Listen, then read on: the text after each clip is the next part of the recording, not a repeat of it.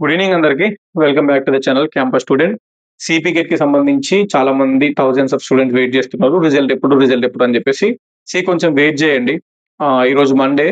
నేను చెప్పినా కదా ఆల్రెడీ. నిన్న సండే కాబట్టి నిన్న ఏం చేయలేదు. నిన్న క్లోజ్ ఉంటది కాలేజ్ క్యాంపస్. సో, కాకతీయ యూనివర్సిటీలో ఉన్న స్టూడెంట్స్‌ని నేను ఆల్రెడీ ఈరోజు అడిగిన. బట్ వాళ్ళు కరెక్ట్‌గా రెస్పాండ్ అవుతలేరు. ఎందుకంటే ఇంకా రిజల్ట్స్ రెడీ కాలేదు. కన్వీనర్‌కి కూడా అడిగితే స్టూడెంట్స్ పేపర్ నోటీస్ ఇస్తాము రిజల్ట్స్ రిలీజ్ చేసే ముందు. సో, పేపర్‌లో వస్తది. సిపిగెట్ రిజల్ట్‌కి సంబంధించిన డేట్ అనేది మేము అనౌన్స్ చేస్తాము పేపర్ త్రూ. సో, న్యూస్ పేపర్‌ని చెక్ చేస్తూ ఉండండి అని మాత్రమే చెప్పిర్రంట. సో, నేనేమనుకున్నా అంటే కాకతీయ యూనివర్సిటీలో ఉండే స్టూడెంట్స్ ఎవరైతే ఉన్నారో లాస్ట్ ఇయర్ పీజీ రాసిన వాళ్ళు ఇప్పుడు ఫస్ట్ ఇయర్ అయిపోతుంది వాళ్ళది. మీ సీనియర్స్ అన్నట్టు ఇప్పుడు వాళ్ళు. సో, వాళ్ళ ద్వారా ఇన్ఫర్మేషన్ అనేది కనుక్కుంటున్నా. వాళ్ళకి చెప్తాననుకున్నా గాని వాళ్ళకి కూడా చెప్పలేదు. ఎందుకంటే ఇంకా రిజల్ట్స్ డేట్ ఫిక్స్ కాలేదు. Okay. The main thing is ఎవరైతే అబ్జెక్షన్స్ పెట్టినారో ఆ అబ్జెక్షన్స్‌కి సంబంధించిన అన్ని క్వెషన్స్ వెరిఫై చేసి వాటికి మార్క్స్ యాడ్ చేస్తారు. నిజంగానే మిస్టేక్స్ ఉంటాయి. సో, పేపర్‌లో ఒక్క మిస్టేక్ లేకుండా చూసుకుంటారు. ఏదైనా మిస్టేక్ ఉంటే దాన్ని కరెక్ట్ జేస్తారు. ఏదైనా క్వెషన్ తప్పుంటే దానికి మార్క్స్ యాడ్ జేస్తారు. మీరు అన్ని రూ. 200 పే చేసి అబ్జెక్షన్స్ ఏదైతే పెట్టినారో ప్రతి ఒక్క సబ్జెక్ట్స్ అన్ని థరోలీ చెక్ జేస్తారు. And that two Kakatiya university ఇప్పుడే సిపిగెట్ కండక్ట్ జేస్తుంది. అంతకుముందుకు ఉస్మానియా యూనివర్సిటీ ఉండే.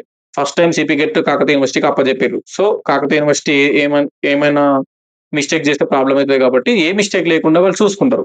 ఓకే. సో, ఫస్ట్ టైమ్ సిపిగెట్ ఇచ్చిర్రు కాబట్టి దాన్ని కరెక్ట్‌గా చెక్ జేస్తారు. కరెక్ట్‌గా రిజల్ట్స్ ఇస్తారు. సో, పేపర్‌ని చెక్ జేస్తూ ఉండండి. అండ్ ఆబ్వియస్‌లీ నేనే అప్డేట్ ఇస్తా మీకు.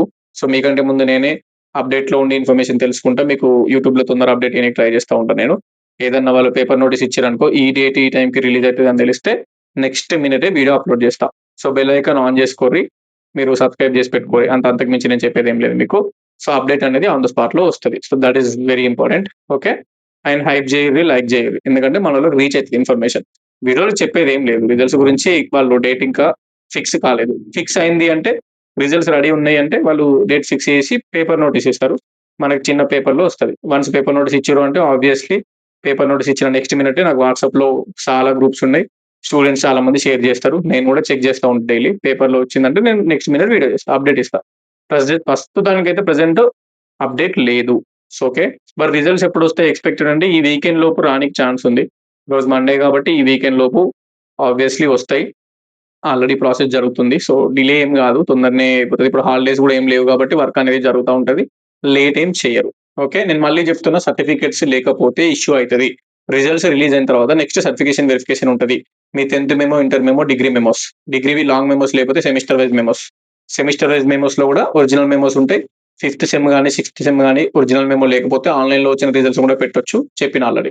నెక్స్ట్ మీ టీసీ గూడా ఉండాలె. Next ninth to degree study certificates కూడా ఉండాలి. క్యాస్ట్ ఉండాలి, ఇన్‌కమ్ ఉండాలి, ఆధార్ కార్డ్ ఉండాలి. ఇవన్నీ డాక్యుమెంట్స్‌ని స్కాన్ చేసి అప్‌లోడ్ చేయాలి. రిజల్ట్స్ వచ్చిన తర్వాత.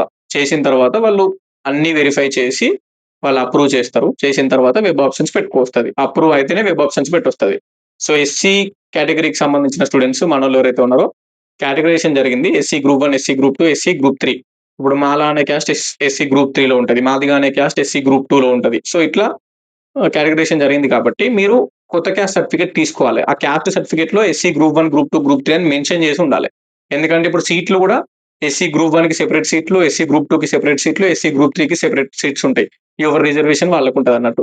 సో, మీ దగ్గర పాత క్యాస్ట్ సర్టిఫికేట్ ఉంటే అది ఇప్పుడు పని చేయదు. కొత్త క్యాస్ట్ సర్టిఫికేట్ తీసుకుంటే మీ రిజర్వేషన్ మీకు వర్తించుతది. అందుకే తీసుకున్నోళ్ళు నో ప్రాబ్లమ్. తీసుకోనోళ్ళు ఎస్సీ కేటగిరీ వాళ్ళు ఎళ్లి తీసుకోర్రి. అండ్ ఎస్టీ క్యాస్ట్ ఉంటే సరిపోతది. ఎప్పటిదున్నా ఏం కాదు. అండ్ బీసీ వాళ్ళకి కూడా ఎప్పటిదున్నా పర్లేదు. బట్ కొత్త డిస్ట్రిక్ట్ ఉండాలి. ఇప్పుడు డిస్ట్రిక్ట్‌లు చేంజ్ అయినాయి కదా! కొత్త as per new districts caste certificate ఉంటే పర్లేదు. ఇప్పుడు నాది ఓల్డ్ కరీంనగర్ డిస్ట్రిక్ట్. సో, నా క్యాస్ట్ సర్టిఫికేట్‌లో కరీంనగర్ అని ఉందనుకో, నేను కొత్త క్యాస్ట్ తీసుకుంటా. ఎందుకంటే నాది ఇప్పుడు డిస్ట్రిక్ట్ చేంజ్ అయింది. రాజన్న సిరిసిల్ల అయింది. సో, రాజన్న సిరిసిల్ల డిస్ట్రిక్ట్ కొత్త జిల్లా. మాది 2018, 19లో వచ్చినప్పుడు ఆ టైంలో. సో, ఇప్పుడు పాత క్యాస్ట్ ఉంటే అది కరీంనగర్ అని ఉంటది నాది. సో, అందుకే డిస్ట్రిక్ట్ చేంజ్ అయింది కాబట్టి నాది నేను కొత్త క్యాస్ట్ సర్టిఫికేట్ తీసుకుంటా. నాకు రాజన్న సిరిసిల్ల డిస్ట్రిక్ట్ కాబట్టి క్యాస్ట్ సర్టిఫికేట్‌లో రాజన్న సిరిసిల్ల అని ఉంటే మనకేం ప్రాబ్లమ్ ఉండదు. సో, అట్లా ఎవరైనా ఉంటే క్యాస్ట్ సర్టిఫికేట్ అందులో ఉన్న జిల్లా, విలేజ్, మండల్ కరెక్ట్ ఉందా లేదా చూసుకోరు. Correct as per new districts correct ఉంటే నో ప్రాబ్లమ్. పాత క్యాస్ట్ అయినా ఏం కాదు. బీసీ వాళ్ళకైనా, ఎస్టీ వాళ్ళకైనా. ఓకే. ఇన్‌కమ్ సర్టిఫికేట్ కూడా అవసరం ఉంటది. ఇన్‌కమ్ సర్టిఫికేట్ తీసుకోర్రి. 1,50,000 కిందకి ఉండాలి ఇన్‌కమ్. ఏది ఇన్‌కమ్ సర్టిఫికేట్‌లో. ఓకేనా? మన పేరెంట్ ఇన్‌కమ్ అప్‌లోడ్ చేయమంటది. పేరెంటల్ ఇన్‌కమ్ అంటే మన ఇన్‌కమే. మన ఇన్‌కమ్ సర్టిఫికేట్‌లోనే మన పేరెంట్ నేమ్ ఉంటది. ఎందుకంటే హెడ్ ఆఫ్ ద ఫ్యామిలీ మన ఫాదర్ ఉంటారు కాబట్టి మన ఫాదర్ నేమ్ తోటి మనకి ఇన్‌కమ్ సర్టిఫికేట్ వస్తది. మళ్ళా పేరెంట్స్‌కి ఇన్‌కమ్ సర్టిఫికేట్ అప్లై చేసుడు కాదు. మనకి ఇన్‌కమ్ సర్టిఫికేట్ మనమే అప్లై చేసుకోవాలి. మన ఇన్కమ్ సర్టిఫికేట్‌లోనే మన ఫాదర్ నేమ్ ఉంటది. సో, దాన్నే పేరెంటల్ ఇన్కమ్ అంటాం. పేరెంటల్ ఇన్కమ్ అంటే మన ఇన్కమ్ సర్టిఫికేటే. మన ఇన్కమ్ సర్టిఫికేట్‌లో మన పేరెంట్స్ నేమ్ ఉంటది అంతే. మన నేమ్ ఉంటది. మన పేరెంట్స్ నేమ్ ఉంటది. ఎందుకంటే వాళ్ళే సంపాదిస్తున్నారు కాబట్టి వాళ్ళ నేమ్ ఉంటది. దాన్నే అప్‌లోడ్ చేయాలి. దాన్నే పేరెంటల్ ఇన్కమ్ అని ఉంటదక్కడ. చాలా మంది కన్‌ఫ్యూజ్ అయితా ఉంటారు. నా పేరెంట్స్‌కి అప్లై చేయను అని. పేరెంట్స్‌కి కాదు అప్లై చేసేది. స్టూడెంట్ నువ్వే అప్లై చేసుకో ఇన్కమ్ సర్టిఫికేట్. నీ ఇన్కమ్ సర్టిఫికేట్ అక్కడ అప్‌లోడ్ చేయాల్సి ఉంటది. ఇన్కమ్ సర్టిఫికేట్ చాలా ఇంపార్టెంట్. అది లేకపోతే స్కాలర్‌షిప్ రాదు. ఓకే. అండ్ ఓసీ వాళ్ళు ఎవరైతే ఉన్నారో ఓసీలో కొంతమందికి ఈడబ్ల్యూఎస్ ఇస్తారు. Economically weaker section. సో, ఎకానమికల్‌గా వీక్ ఉన్న వాళ్ళకి మాత్రమే ఇస్తారు. ఓసీ అయ్యుండి ఏ రిజర్వేషన్ ఉండది. ఓసీలకి తెలిసిందే కదా! ఓసీ అంటే ఓపెన్. వాళ్ళకి ఎస్సీ, ఎస్టీ, బీసీ రిజర్వేషన్‌లు ఏముండయి. కానీ మనకి కొత్తగా ఈడబ్ల్యూఎస్ మొన్న రీసెంట్‌గా వచ్చింది కాబట్టి ఓసీలో కూడా ఎవరైనా పూర్ ఉంటే ఆ ఓసీలో పూర్ ఉన్న స్టూడెంట్స్ మీరు ఈడబ్ల్యూఎస్ తీసుకోరి. ఈడబ్ల్యూఎస్ 10% రిజర్వేషన్ చాలా మంచిగా పనిచేస్తది. 700 ర్యాంక్ వచ్చినా కూడా ఉస్మానియా మెయిన్ క్యాంపస్‌లో సీట్ వచ్చింది. జస్ట్ బికాస్ ఈడబ్ల్యూఎస్ రిజర్వేషన్ వల్ల. ఓకే. స్టూడెంట్స్ నేను చూస్తా ఉంటా కదా! లాస్ట్ 3 ఇయర్స్ నుంచి చేస్తున్నా. అందుకే మీరు ఎస్సీ, ఎస్టీ, బీసీ అయితే ఈడబ్ల్యూఎస్ రాదు. ఎస్సీ, ఎస్టీ, బీసీలకి ఎస్సీ, ఎస్టీ, బీసీ రిజర్వేషన్ ఉంటది. ఓసీలో ఎవరైతే ఉంటారో ఓసీలో అందరికి రాదు ఈడబ్ల్యూఎస్. నేను ఓసీ బట్ నేను పూరు మరీ రిచ్ కాదనుకుంటే మీరు అప్లై చేసుకోరి. వాళ్ళు వెరిఫై చేసి మీ డాక్యుమెంట్స్ అన్నీ మీరు నిజంగానే వీక్ ఉన్నారా? ఎకానమికల్లీ మీరు ఎలిజిబుల్ ఉందా అని చెప్పేసి చెక్ చేసి ఇస్తే ఇస్తారు ఈడబ్ల్యూఎస్. ఇచ్చిర్రు అంటే మాత్రం అది జాబ్స్‌కి పనిచేస్తది. ఇటు సీట్ అలాట్‌మెంట్‌కి, స్కాలర్‌షిప్‌కి అన్నిటికి పనిచేస్తది. EWS reservation. Okay. So, SC, ST, బీసీలకి ఈడబ్ల్యూఎస్ రాదు. మీరు మీ క్యాస్ట్ తీసుకోరు. ఓసీ వాళ్ళకి మాత్రమే ఈడబ్ల్యూఎస్ వస్తది. క్లియర్? ఇది అన్నట్టు మెయిన్‌గా. ఇక caste income, Aadhaar card, TC, 10థ్ inter degree memos, 9th to degree study certificates. So these are all the documents which you need to scan and upload in online certification verification phase 1. Okay.